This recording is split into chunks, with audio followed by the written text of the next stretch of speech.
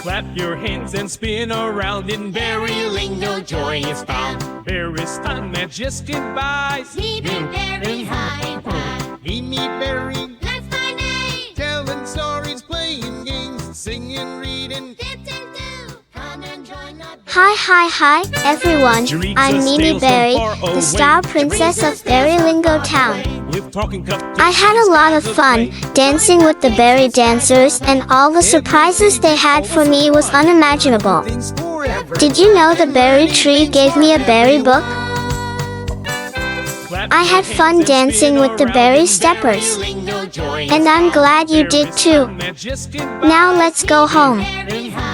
It's bedtime, but before you sleep, let me tell you a Berrylingo story. Can you guess what today's story is about? Let's find out. Once upon a time, in a tiny village, nestled between the whispering woods and sparkling lakes, lived a kind-hearted girl named Mimi Berry.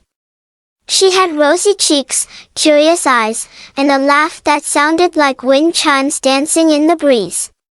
Mimi lived with her stepmother and two stepsisters, who were unkind.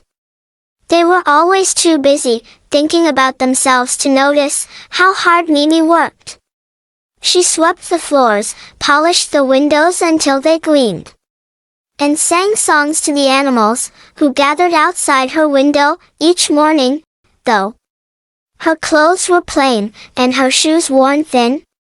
Mimi's heart was filled with dreams, brighter than the stars above. One evening, news swept through the village. The prince was hosting a grand ball at the castle, inviting everyone in the kingdom. He hoped to meet someone with a heart full of light and laughter, someone who could see the magic in ordinary things. Mimi's heart fluttered with hope. But her stepsisters took all the ribbons, all the sparkle, and left her behind with only dust and chores. She didn't cry. Instead, Mimi stepped into the moonlit garden and whispered her wish into the night air. Just then, a soft breeze stirred the leaves, and with a shimmer of light, a twinkling figure appeared. It was her star mother, wrapped in silver stardust. "Mimi," she said gently, "you have always seen the magic in the world. Now it's time the world sees the magic in you." With a wave of her wand, the garden sparkled. Mimi's dress turned into a gown woven from the colors of twilight, and on her feet appeared starlight slippers, soft as cloud, glowing with every step.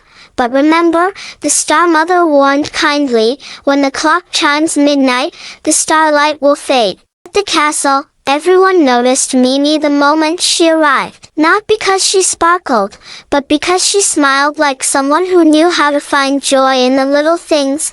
The prince danced with her all night, laughing at her stories about the chipmunks and sparrows, and how she named the stars outside her window.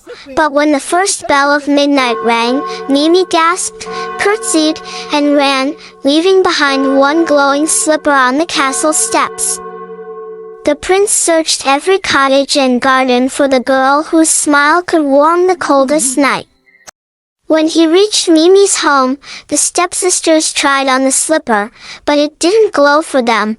When Mimi slipped it on, it shimmered like moonlight on water. And so, the prince didn't just choose Mimi because of her beauty, but because she saw the world as he always wished someone would. Mimi and the prince traveled across the kingdom, planting kindness like flowers wherever they went. But every evening, she still visited the garden, still sang to the animals, and never forgot who she was before the starlight slippers, and she lived happily magically ever after.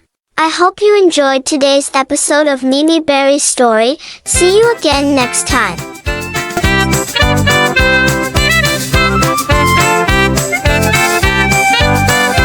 Who's that giggling at the stars so bright? It's Mimi.